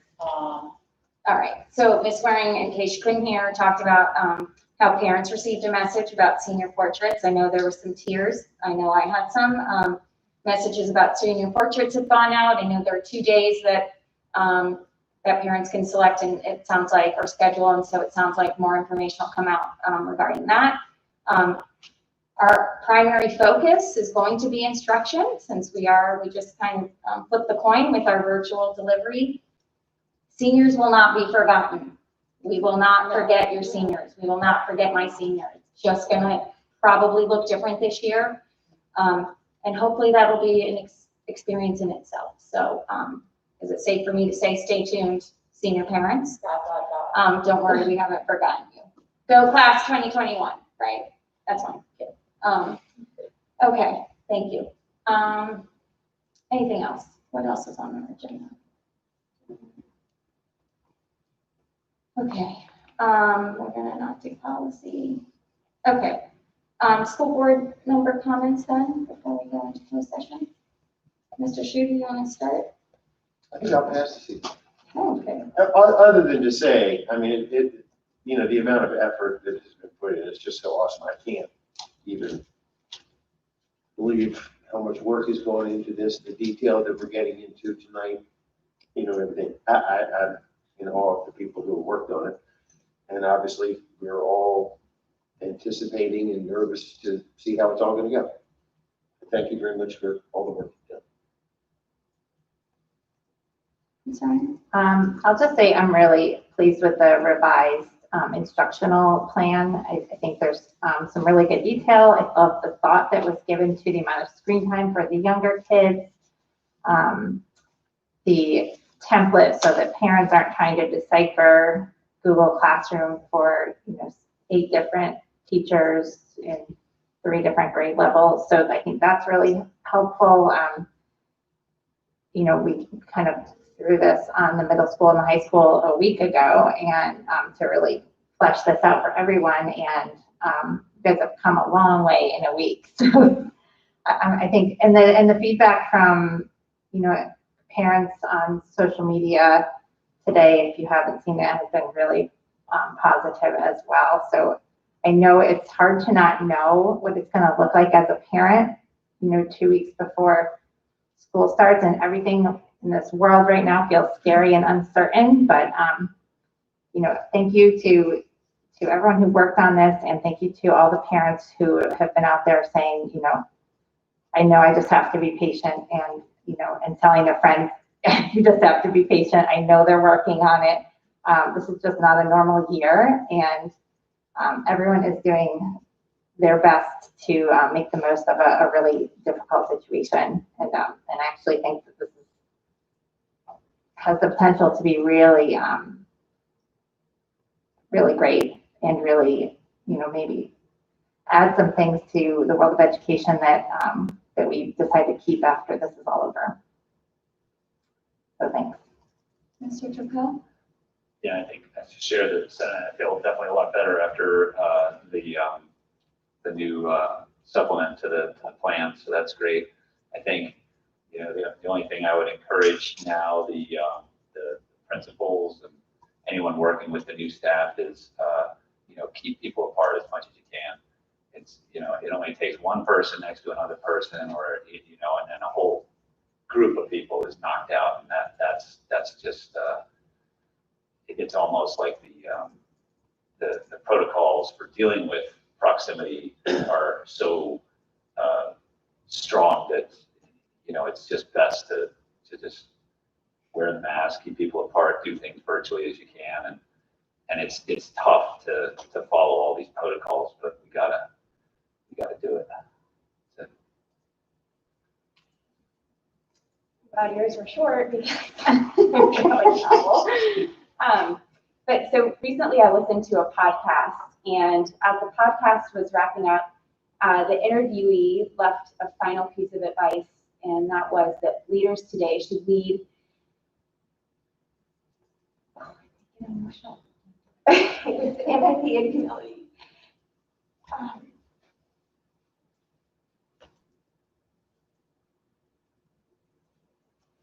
And so I'm going to try to take that advice.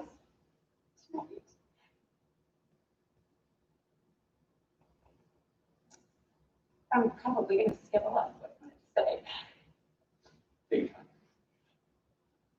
But I know that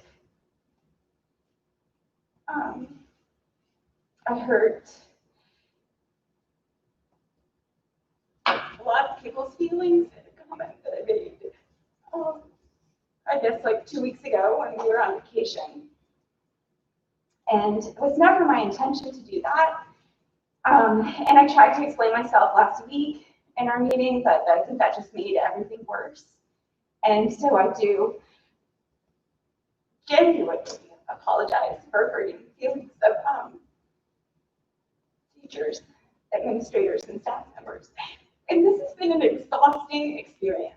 And I'm getting emotional, I think, because I'm just kind of hitting a wall here. And as a school board member, there are a gazillion different perspectives that we're trying to understand. And we have to be thinking about things in a different way. And for me, I've really tried to get outside of my personal mindset. And it's been challenging. And it's frustrating to me that the notion that public education is a political issue. And it bothers me in my soul because my main focus, no matter what, is that free and appropriate public education is important for all children. But it is a issue. And we vote for those who make monetary and policy decisions for our system at a local, a state, and a federal level. And so while some may argue that asking teachers to come back into the buildings while teaching in a virtual environment is due to a lack of trust by the school board or by the administrators, we're also accountable to the Board of Supervisors in Clarke County who fund us. And so when we ask for money in March, we've got to be able to support what we're doing. And so by asking teachers to come to the building, even though you're teaching virtually, I think that that's a compromise. And what I've tried my hardest to do throughout this whole thing is to think about how I can compromise. And you know, when we started this process, I was virtual only, that's it. And then I listened to a lot of constituents and was able to come up with things that I needed to see in place in order for me to feel comfortable with sending children and teachers back into the school system, or back into the buildings, I should say. So I think that there's one underlying theme through all of this arguing and angst that we're feeling, and that theme is that we want our children and our teachers to find success this year, and we want learning to continue despite the pandemic. And so even though public education is a political issue, we have to transcend politics in Clarke County to make this work. And we can't continue to place blame on one another and bicker if we want the school year to be successful. So we're trying to do these things like the internet cafe and providing childcare, and then we get hit with, well, if you're providing an internet cafe, then what's the point of even having that, because now you're going to be bringing children into a building and they're going to get each other sick. We're not bringing 1,100 children into the high school cafeteria for 2 hours. So there has to be compromise, and it's enough with the constant shooting down ideas and not wanting it to work. And it's exhausting. The whole childcare thing. We need children to get back into the building so that people can get back to work. But with the childcare, then we're hearing, well, how can you have childcare if you're going to have 20 children in a building? Well, there's no, like, we have to find common ground. And it really has been exhausting to listen to just this constant arguing and not wanting to find a solution. And so, you know, we've made our decisions as a board, and it's time now to fully support our teachers, our administrators, our transportation department, instructional assistants, food service teams, so that we can make the best out of this really frustrating situation. And one more thing, it's been frustrating to me as a community member that we're having things said online about us that, you know, we're lying about bringing our children back to the high school and the middle school at the end of the 9 weeks because we want to make the enrollment numbers higher. And so if things like that are just stop, because I can only speak for myself, but when I ran for the school board, I ran because I wanted to serve my community and I wanted to make some sort of positive difference with my life. It's not to have some ridiculous conspiracy theory that I'm trying to, you know, lie to you. I want our kids to go back, but I want our teachers to be safe. So again, I just, you know, and like I said, I think I've reached my limit, and share that with you today. But it's time to, if Clarke County, if we want it to work, then we all need to get it together. And we need to start rising above the fray, and we need to do what's best for our children. And you may not agree with what decisions that we've made, but we've made them and we're moving on. Okay. I should just say ditto, half of my stuff is what you just said, but, so last week, the school board voted to have middle and high school go virtual, and I think we all knew, there would be plenty of backlash the next day. I think I was telling people I was looking for a rock to hide under. I wasn't surprised to see all the comments. We knew they were coming, especially the comments regarding our teachers, but the comments were hard and they were sad to read, and the text messages I were getting, it was tough. So this situation is not ideal. I've said that several times. I think all of us know this. None of us asked for this. And nonetheless, our teachers are showing up, whether it's virtual or hybrid, they'll be showing up every day. You might not like how they show up, you might not like how they do it, but they're showing up every day. They're going to be doing the best they can under these, again, challenging, crazy, insane, words I can't say, circumstances. Our principals are stressed. They are exhausted. Exhausted. Our administrative staff is stressed. They are exhausted. Everybody's trying to respond to emails. Everybody's trying to coordinate. Everybody's logistically trying to make things happen. Our seniors will not be forgotten. Everybody is stretched and exhausted. And I know our parents are beyond stressed and worried. I hate using these words because it's just, you can't find the words. I ask everyone to be patient with one another, just as Ms. Kerr-Hobart has mentioned. I ask the parents be patient with teachers, principals, even Dr. Bishop and his staff. And you aren't going to like our decisions or answers all the time. And I ask teachers to be patient with parents. We know that parents are stressed, trying to figure out how they're going to make this work. This community is pretty vocal. I think we all know this, and I love this about this community. We are close, we are close-knit. For the most part, we all love each other. And we've heard you. Again, you might not like what we have done and what we've decided, but I promise you, we have heard every single person, family, teacher. So I'm just asking everyone to be patient. We all have our own story, our hardship. Teachers have reasons for not wanting to come in. Parents have reasons for wanting to go virtual or come in or pick homeschool or pick private. Everyone has their own story. And we know things are going to look very different this year. There's no doubt about it. And again, I say this all the time, we're all in this together, so we've got to work together. We have to move forward. And at the end of the day, we all want the same thing. We want to raise and educate our children to be great humans in this crazy, crazy world we are living in right now. I think that's our number one priority. All of us want this. And, I think probably some of you think at least Ms. Kerr-Hobart and I sit on this soapbox with our violin every meeting. But we're humans too. We have kids in the system too. This is hard for us as parents, not just school board members. And we have friends in the community and colleagues. So, when we talk about the community, just remember we're part of that as well.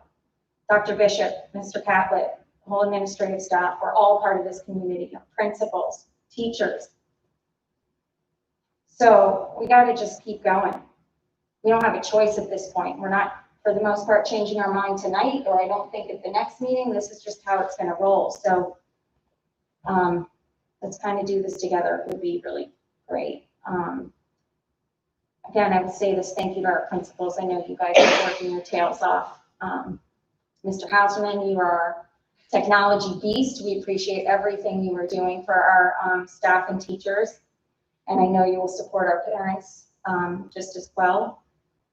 Dr. Bishop, Mr. Catlett, Ms. Weir, Dr. Seal, who else? Ms. Biggs, who am I missing? Technology group, I feel like I'm receiving an Oscar. Who else do we have? Madeline, everybody in this office. Thank you, thank you, thank you. Everybody's working the hardest. I mean, they're just doing an amazing job for an amazing challenge. So really appreciate it. Parents, you know where to find us. You can call us, email us. I'm trying to respond to Facebook posts, so please keep doing that. We'll do my best to respond. again, we're all in this together, so let's just get this stuff done. Any other comments? No, I think we're tired. May I have a motion for closed session, to convene to closed session?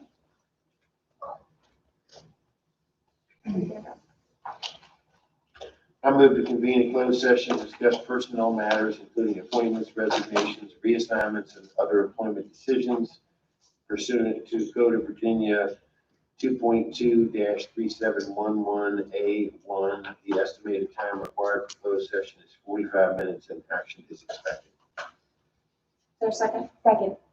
All in favor? Aye. Aye. All opposed?